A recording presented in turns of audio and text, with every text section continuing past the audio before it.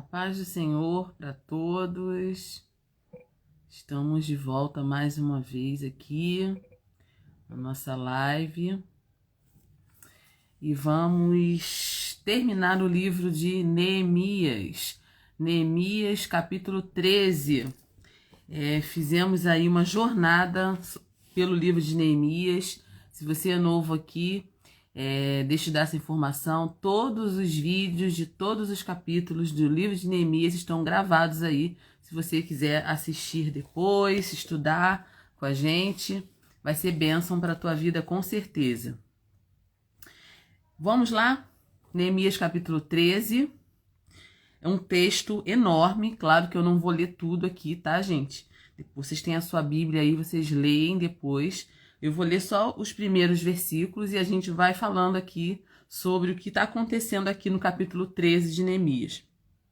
Naquele dia, leu-se no livro de Moisés aos ouvidos do povo e achou-se escrito nele que os amonitas e os moabitas não entrassem jamais na congregação de Deus, porquanto não tinham saído ao encontro dos filhos de Israel com pão e água, antes assalariaram contra eles a Balaão para os amaldiçoar, ainda que o nosso Deus converteu a maldição em bênção.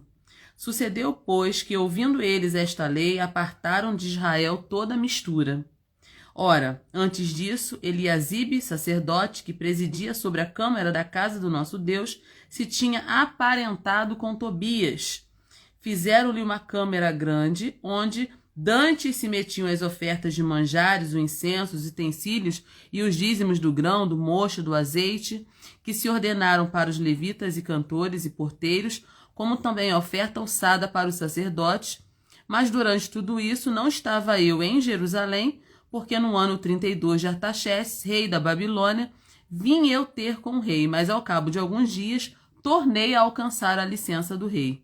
E vim a Jerusalém e compreendi o mal que Eliasibe fizera para beneficiar Tobias, fazendo-lhe uma câmara nos pátios da casa de Deus, o que muito me desagradou, de sorte que lancei todos os móveis da casa de Tobias fora da câmara.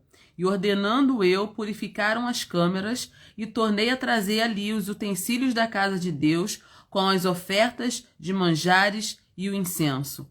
Também entendi que o quinhão dos levitas se não lhe dava, de maneira que os levitas e os cantores que faziam a obra tinham fugido cada um para a sua terra. Então eu vou ler até aqui. Tudo bem aí com vocês? O pessoal tá chegando aí. Oi, Alexa, tudo bem? Então, gente, vamos terminar aqui o livro de Neemias capítulo 13. Eu já fiz uma leitura aqui dos primeiros versículos, tá? E a gente vai ler os seguintes, tá bom? O que está acontecendo aqui no capítulo 13, no último capítulo do livro de Neemias? Com a ausência de Neemias, o sacerdócio se corrompeu. Minha irmã também está aí. Seja bem-vinda, Fernanda Firma Ateliê, tá aí também. Neemias teve que se afastar. A gente leu no texto aqui que Neemias teve que se afastar, né? Ele foi...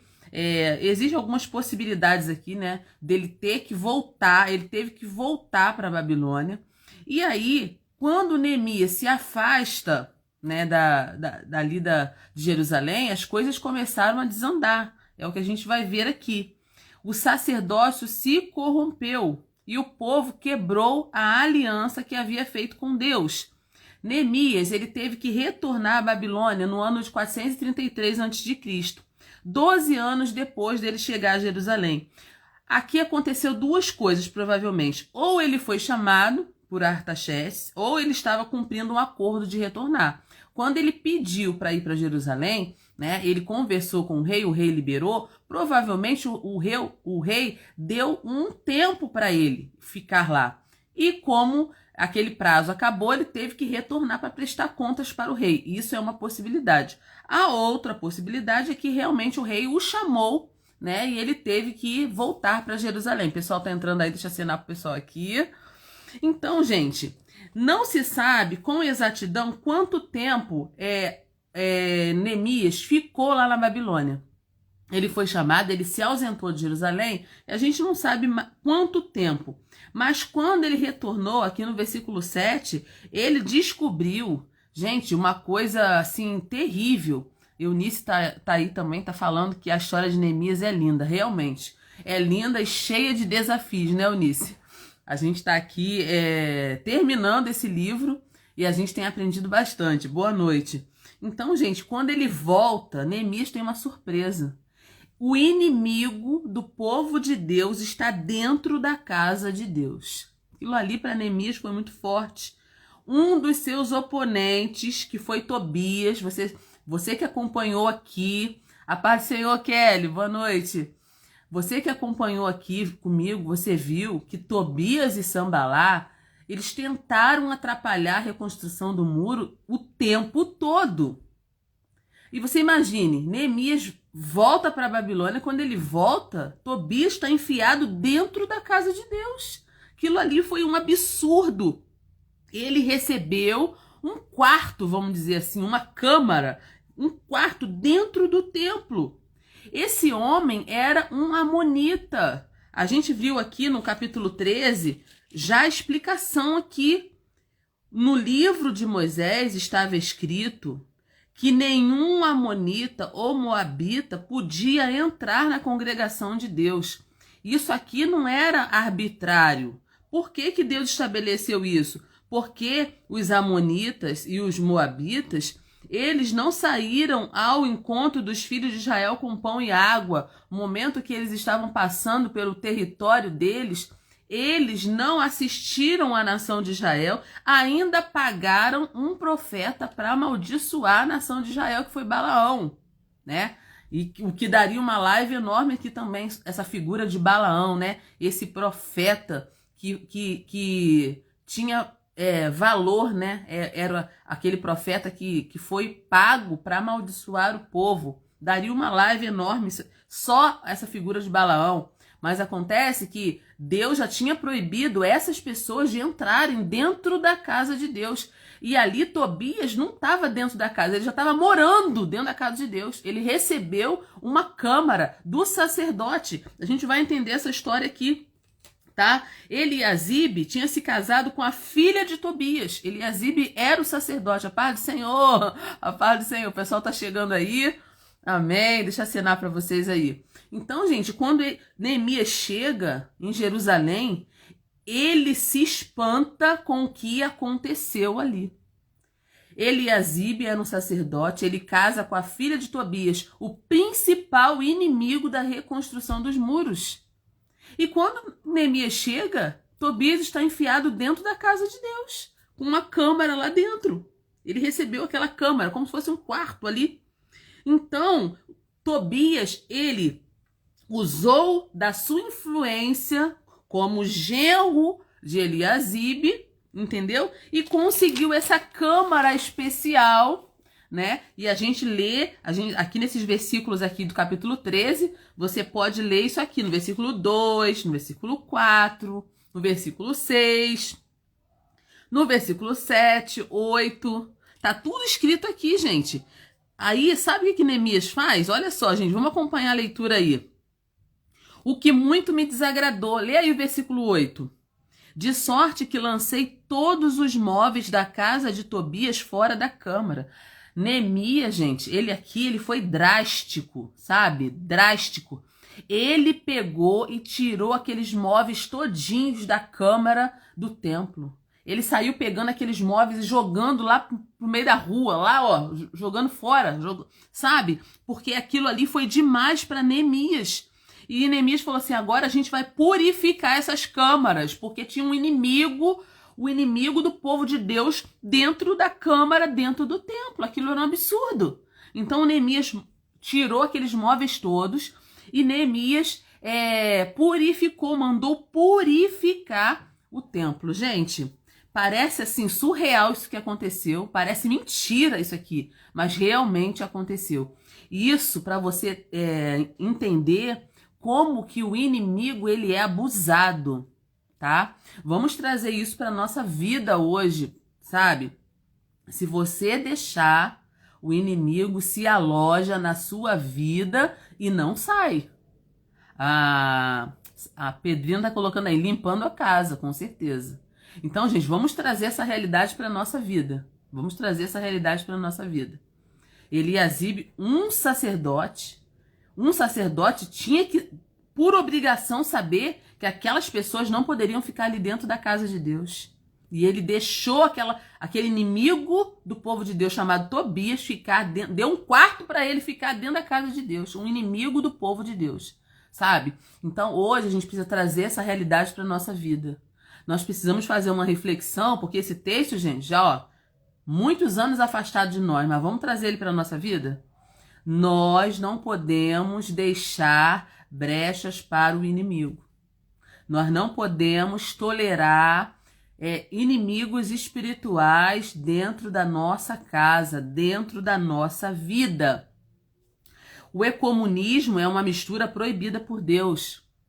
Nós não podemos nos misturar com povos que não acreditam em Deus. Nós não podemos nos misturar com associações, com pessoas que não adoram o mesmo Deus que a gente adora. Isso aqui não é preconceito. Isso aqui é fidelizar aquilo que Deus fez para a nossa vida. O Salmo 1 fala, né? Vamos ler lá o Salmo 1. Esses textos precisam ficar bem claros dentro da nossa vida, gente.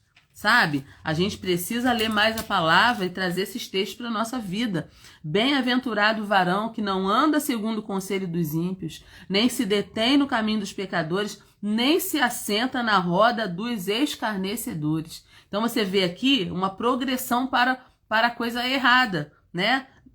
Aquele que não anda, não se detém, não se assenta.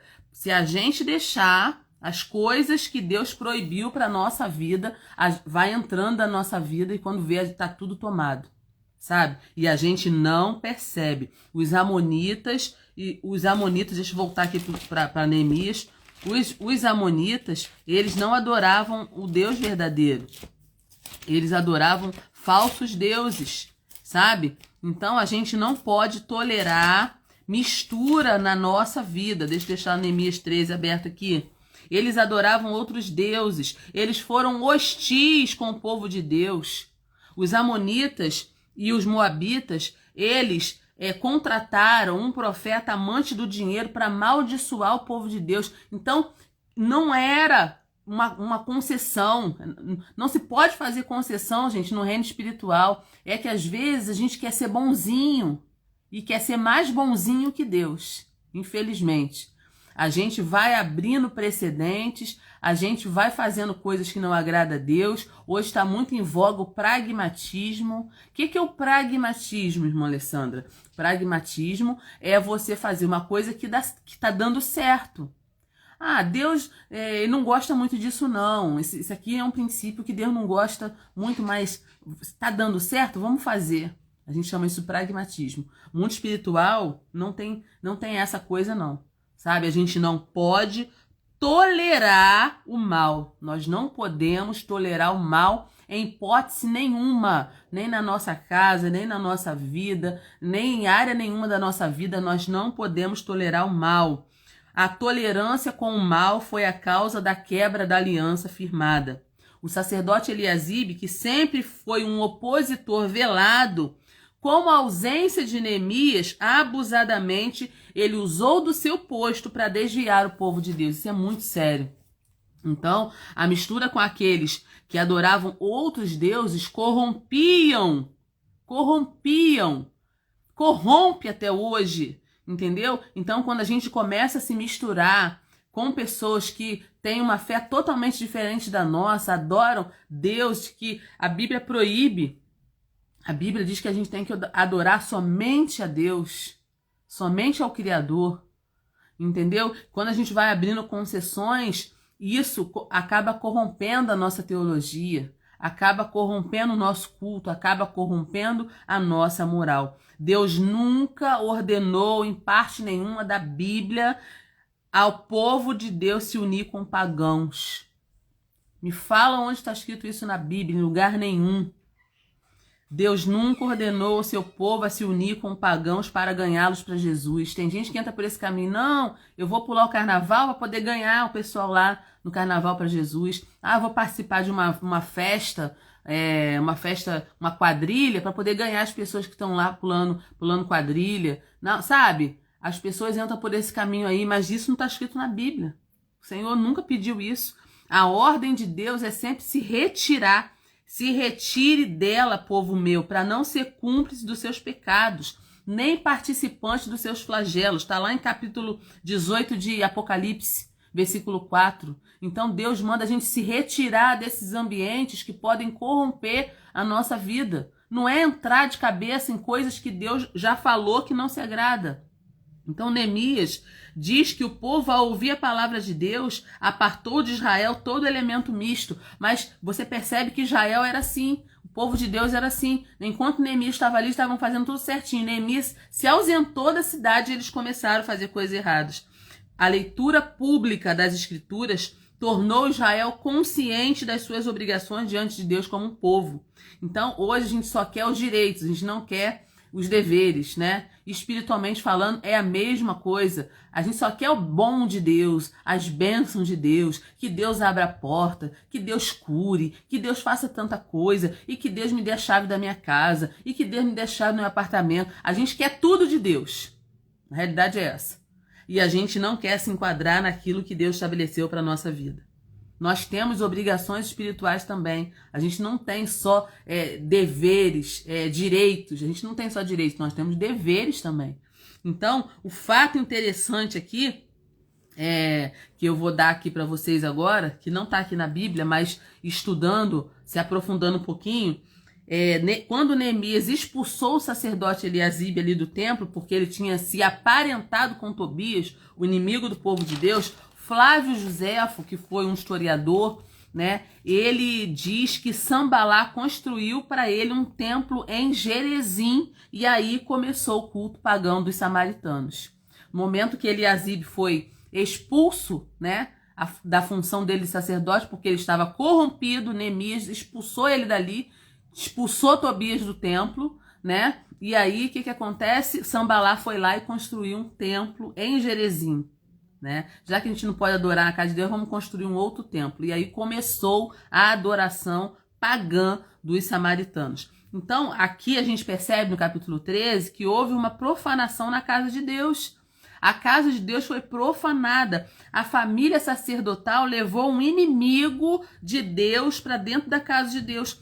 Como se não bastasse o parentesco com o inimigo, agora Eliasibe levou Tobias para dentro do templo. Ele pôs um inimigo de Deus dentro da casa de Deus. Certamente, ele substituiu os sacerdotes e os levitas que cuidavam da casa de Deus por um homem vil que perseguia o povo de Deus. Gente, não tem uma corrupção maior do que essa, né?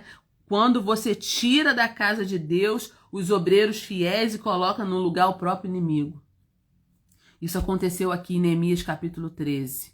Infelizmente. E, infelizmente, isso ainda acontece nos dias de hoje, né? Quando os fiéis, eles são abandonados, eles são jogados para escanteio, né? E muitas vezes os inimigos do povo de Deus estão ali se beneficiando, né, da obra de Deus e da casa de Deus. Então, a família sacerdotal aqui beneficiou o próprio inimigo. Eles contaminaram a casa de Deus. Os dízimos e as ofertas foram desviados para Tobias. Tobias, no lugar onde se colocava os dízimos e as ofertas, Tobias estava ali. Ele recebeu uma câmara ali, um quarto ali, um escritório ali, uma coisa. Era dele, aquilo ali era dele. Então, o que começou a acontecer? Né? Os levitas, os cantores, as pessoas que tomavam conta do templo, eles tiveram que sair, porque Tobias estava ali. Aí o povo começou a parar de dizimar, porque eles viam que o que eles estavam entregando no templo estava indo para a mão de Tobias. Estava indo para a mão de Tobias. Então, diante dessa insensatez da liderança espiritual de Jerusalém, Neemias tomou algumas atitudes. Primeiro, ele se indignou. A primeira coisa que ele faz aqui, a gente vê aqui no texto, isso ficou claro aqui, né, que Neemias ficou indignado. Ele não era condescendente com o pecado. Ele não aceitou o que estava acontecendo ali. Agora eu faço a pergunta para você. O pecado te indigna também? Ou você já está acostumado com o pecado? É forte isso, né? Estou aqui trazendo julgamento para ninguém não, gente. Essa palavra aqui me confrontou muito também quando eu estudei ela, né, para poder fechar o livro de Neemias aqui. É a palavra de Deus. Então, no momento que eu estava lendo a palavra de Deus, o Senhor estava falando no meu coração. Como está a tua vida? Você também está sendo condescendente com o pecado? Você está tolerando o pecado na sua vida? Você está deixando o inimigo espiritual tomar conta da sua vida? Isso é muito sério, sabe? Então, só quem tem a capacidade de se indignar com o pecado pode fazer diferença na história. Se você já está acostumado com as coisas erradas, se o pecado não te incomoda mais, tá tudo bem, não tem problema, Deus é bom, Deus vai aceitar, sabe? Existem aqueles pecados na nossa vida que a gente chama de pecado de estimação. Sabe o que é o pecado de estimação? É aquele pecado que está ali, não é uma coisa tão séria, eu vou dando um tempo aqui, né? Deus sabe, Deus me conhece, sabe? Aquele pecadinho de estimação que você sabe que está errado, mas você fica ali tolerando na sua vida. Pessoas assim não fazem diferença na história. Pessoas assim, elas estão dando margem para que o inimigo brinque com a vida dela. Essa que é a realidade. Então, Neemias, o que Neemias faz aqui? Ele faz uma faxina na casa de Deus. O inimigo tem que sair, tudo que lhe pertence tem que sair da nossa vida. Nós não podemos tolerar o pecado, porque o salário do pecado é a morte, mas o dom gratuito de Deus é a vida eterna. Então a gente não pode compactuar com as coisas erradas. Tá errado, acabou. Mesmo que eu tenha que voltar atrás, mesmo que eu tenha que dar um jeito na minha vida, eu preciso tirar o pecado da minha vida. Porque, gente, assim como você trabalha um mês esperando um salário, no final do mês você recebe seu salário, com o pecado é a mesma coisa. Não pense que você vai pecar e vai ficar tudo bem. Não vai ficar tudo bem, porque o salário do pecado é a morte. Mas nós não precisamos mais tolerar o pecado na nossa vida. Nós não precisamos mais tolerar. Paz do Senhor, irmão Marrom, Alcione, seja bem-vindo. Então, Neemias tomou providências. Ele jogou os móveis de Tobias lá no meio da rua, vamos dizer assim, fez uma faxina na casa de Deus, foi purificar, porque tinha estado ali o inimigo do povo de Deus. Então ele purificou. Então não adiantava mudar os móveis de Tobias de posição. Eles precisavam ser lançados fora. Então vamos trazer para a nossa vida. Tá errado? Tira da sua vida. Não adianta mudar as coisas de lugar e continuar errado. Não adianta. Não podemos tolerar coisas erradas na nossa vida. Se você é responsável pela sua casa, não tolere coisas erradas dentro da sua casa, dentro da sua família. Não tolere. Se você é o chefe da sua família, se você é o líder da sua família, não tolere. Peça graça ao Senhor, ajuda do Senhor para manter a sua família debaixo dos princípios de Deus. Sabe? Nós precisamos fazer essa reflexão na nossa vida. O que precisa ser tirado da minha vida que não está agradando a Deus? Isso é uma reflexão pessoal. Cada um tem que fazer a sua. Eu não vou na sua casa tirar coisas da sua casa que não está agradando a Deus. Eu não vou na sua casa ligar ou desligar a sua televisão, ligar ou desligar o seu celular. Eu não vou na sua casa tomar decisões por você. Eu não posso tomar decisões acerca da sua vida. É você que precisa tomar essas decisões. Neemias, ele foi um homem muito necessário, sabe? E que Deus levante Neemias nessa geração. Homens capazes como Neemias são muito necessários hoje. Tanto nas nossas comunidades de fé, quanto nas nossas igrejas, quanto nas nossas faculdades, nas nossas escolas, na igreja fora dela. Muitos têm tolerado o mal, muitos têm tolerado a coisa errada, sabe? Existem coisas erradas em todos os lugares, sabe? E nós não podemos tolerar falsas doutrinas, nós não podemos tolerar pontos básicos da nossa fé sendo negociados, sabe? A gente precisa identificar aquilo que está fora dos princípios de Deus e a gente não pode aceitar essas coisas. Por isso, gente, que eu sempre gostei de trabalhar, sabe? Trabalhar, eu trabalho muito para ter o meu pão de cada dia, sabe? Para não ter que ficar refém de sistema nenhum, porque hoje está vivendo tempos trabalhosos, sabe? Muitas esferas estão sendo contaminadas e se você conhece ao Senhor, se você conhece a palavra de Deus, você não pode aceitar essas coisas. Neemias purificou as câmaras da casa de Deus. A casa de Deus tem que ser um lugar consagrado, exclusivo para o serviço de Deus. Não podia ter coisas diferentes ali, além daquelas que Deus estabeleceu. Então, isso valia para lá e vale para a gente também. Nós somos o templo do Espírito Santo de Deus. Nós somos a casa de Deus. Nós precisamos ser exclusivos para Deus. A minha boca, a boca que louva o Senhor, não pode ficar louvando outros deuses. A minha boca que louva o Senhor não pode ficar sendo contaminada com palavrão, com palavras torpes. Eu não posso adorar a Deus e adorar Mamon e adorar Baal ao mesmo tempo. Eu não posso dividir a minha adoração porque Deus não vai aceitar. Se Deus não tiver o primeiro lugar na tua vida, Ele não vai querer o segundo lugar. Esquece isso. Ou você dá tudo para Deus ou você não dá nada. Deus não vai dividir a adoração dele com ninguém. A nação de Israel percebeu isso na pele. Quando eles se dobravam a falsos deuses, sabe, a deuses pagãos, Deus retirava a mão de cima deles. Eles sofreram muito por causa da idolatria. Hoje você pode acusar o povo de Israel de qualquer coisa, menos de idolatria. Eles não são idólatras, eles adoram somente a Deus. Eles são exclusivos de Deus. E nós também fomos comprados por um bom preço. Precisamos glorificar a Deus no nosso corpo, na nossa alma e no nosso espírito. Neemias purifica as câmaras e manda trazer de volta os utensílios e as ofertas. As coisas de Deus têm que ficar no lugar certo. Devemos dar a Deus o que é de Deus. O próprio Jesus falou isso, né? Quando chegaram perto dele, a gente é lícito pagar imposto para Roma. O que Jesus falou? Me dá uma moeda aqui. De quem é essa esfinge que está na moeda? De César? Então dê a César o que é de César e a Deus o que é de Deus. Nós precisamos dar para Deus aquilo que é dele. Então os obreiros estavam abandonados, o ministério começou a se envolver em atividades seculares porque a casa de Deus estava desamparada.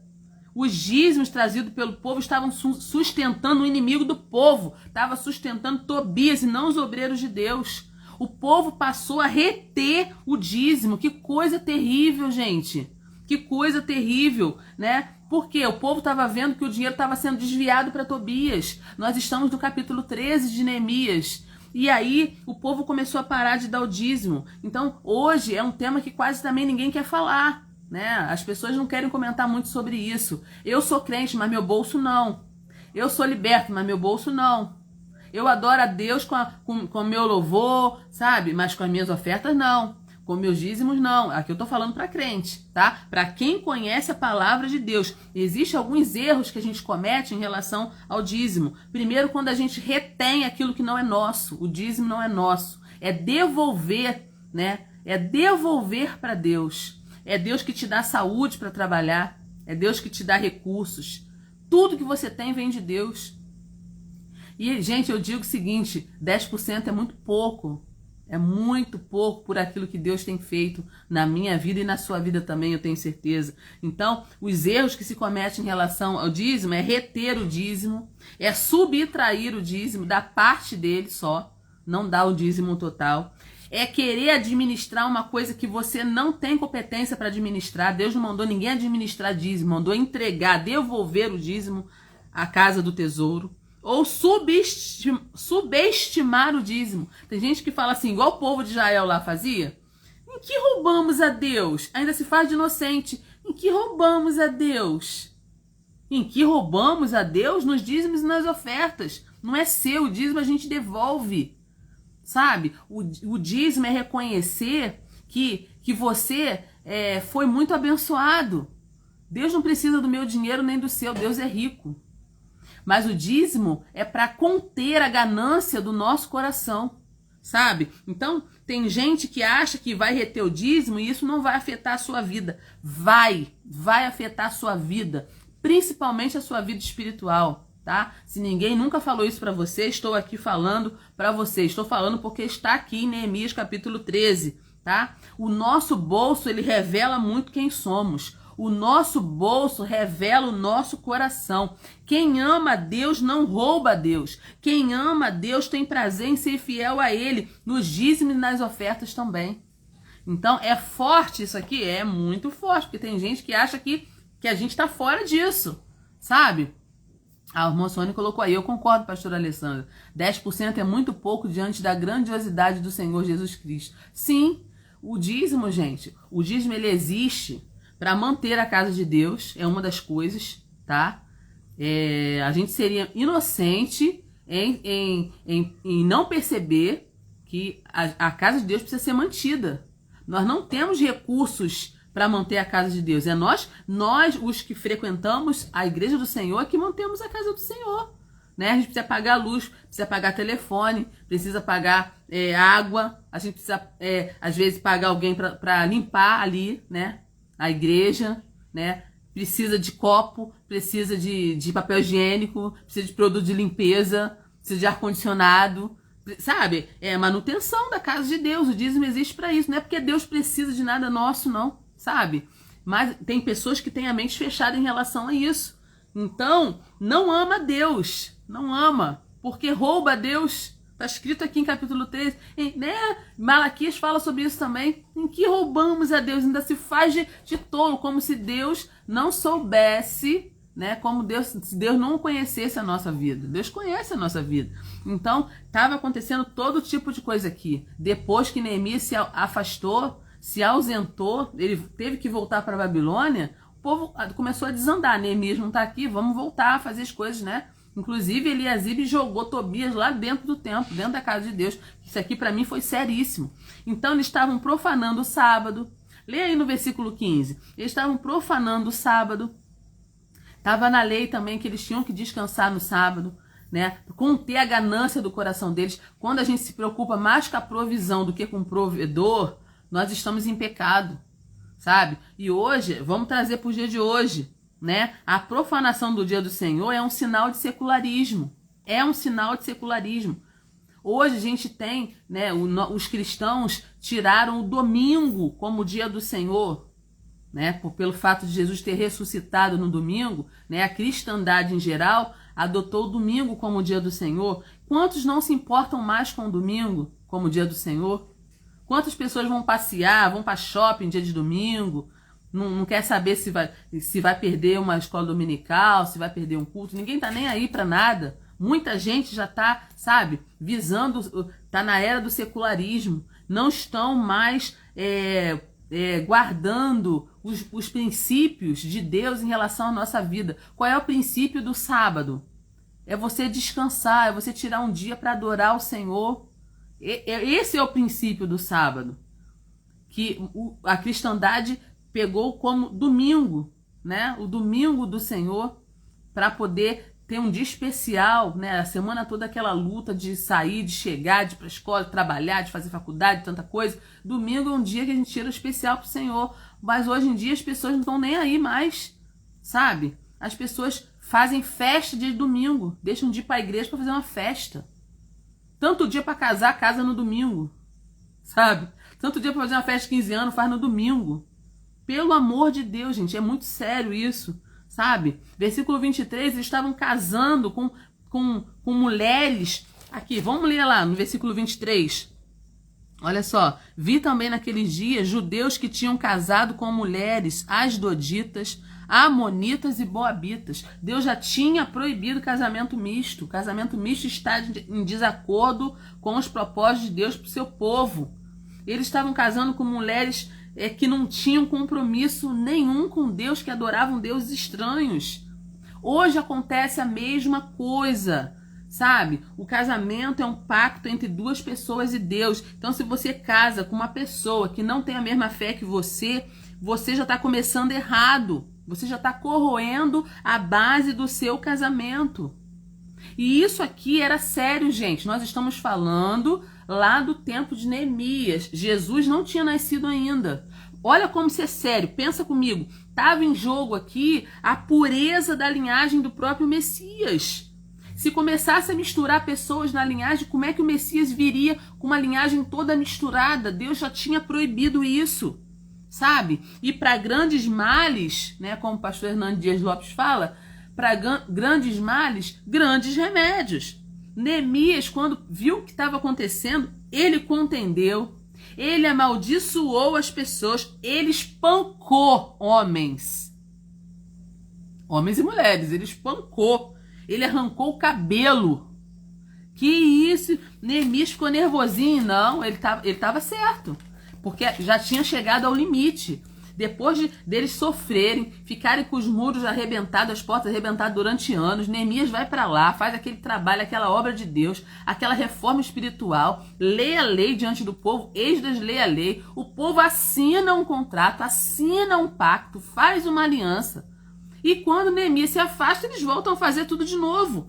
Lê aí no versículo 24. Vamos ler aí. Seus filhos falavam meio asdodita e não podiam falar judaico, senão segundo a língua de cada povo. E contendi com eles, os amaldiçoei, os espanquei alguns deles, lhes arranquei os cabelos. Então olha aqui, a coisa ficou séria.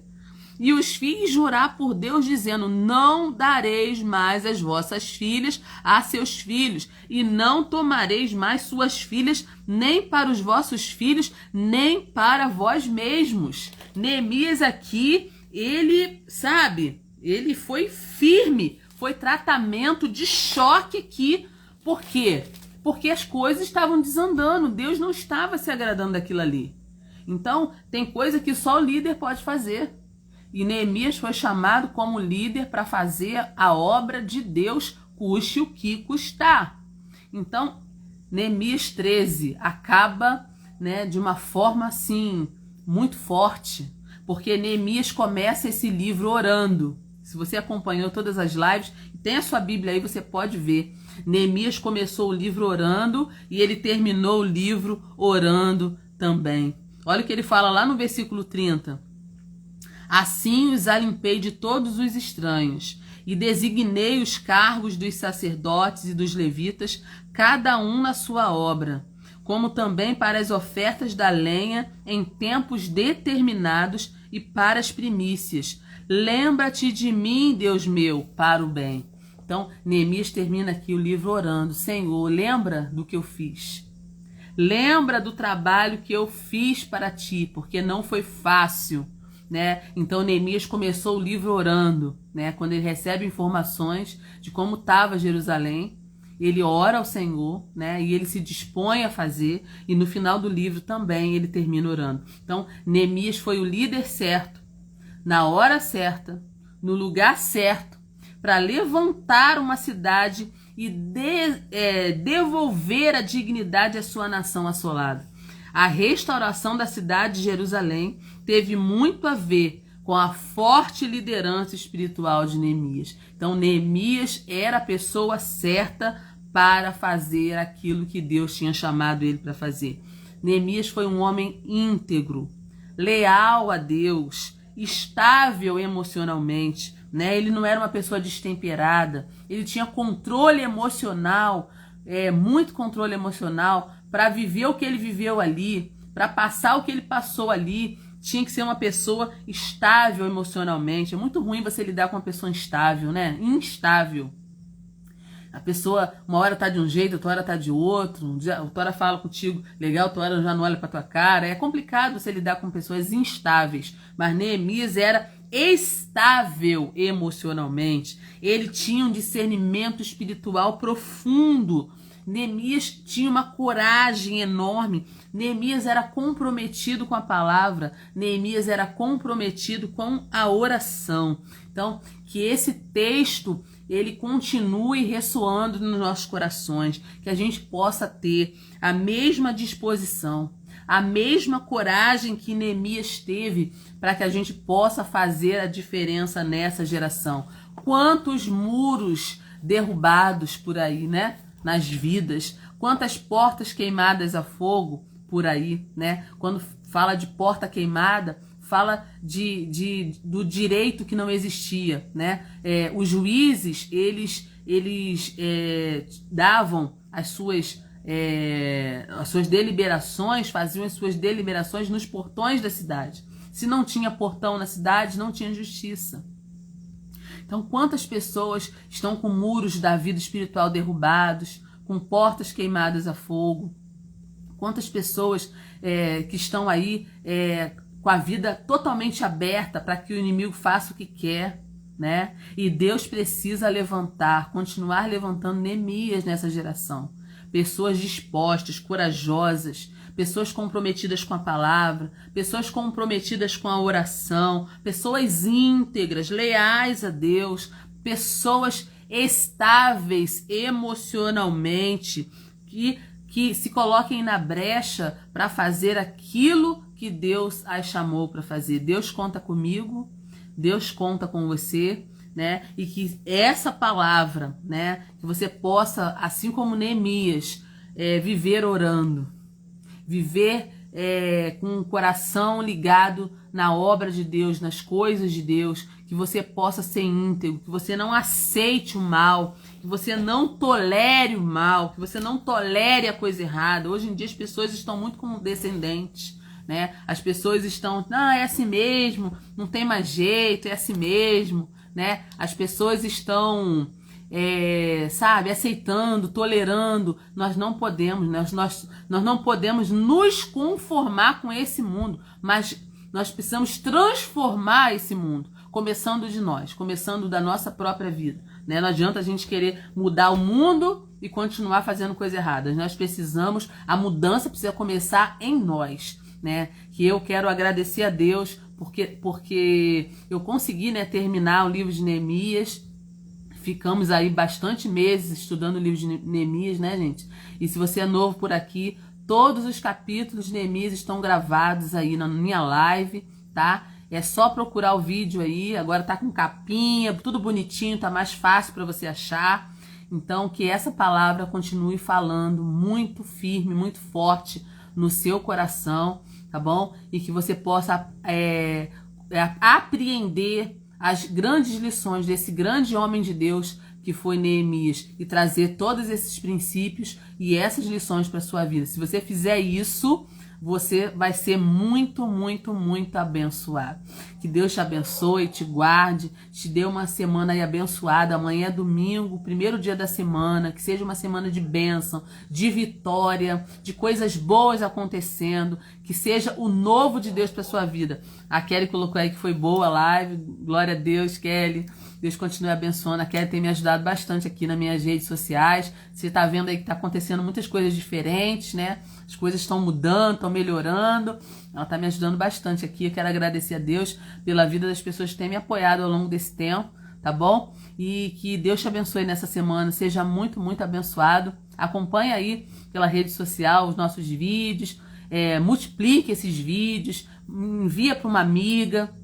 Envie para uma pessoa que precisa ouvir essa palavra, tá bom? E que fique ligado aí, né? Agora nós vamos fazer vídeos de temas, né? Eu vou parar um pouquinho com livro, né? Com os livros, dar um tempinho de livros. Eu vou fazer agora mais os vídeos curtos. De vez em quando vai surgir uma live aí de um tema atual, de uma coisa que você queira saber, tá bom? E continue orando aqui. Eu orando por você, você orando por mim. E assim o Senhor vai nos abençoar de uma maneira especial. Que Deus te abençoe. Até a próxima, né? Vamos ver quando será a próxima. Que Deus te abençoe. Beijo, boa noite para todos. Tchau.